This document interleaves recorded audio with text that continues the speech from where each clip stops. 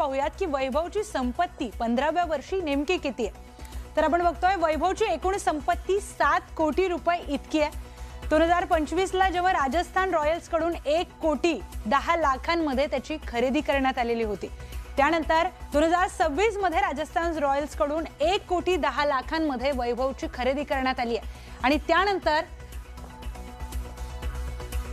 IPL मध्ये 7.5 लाख प्रति मॅचची त्याची फी आहे।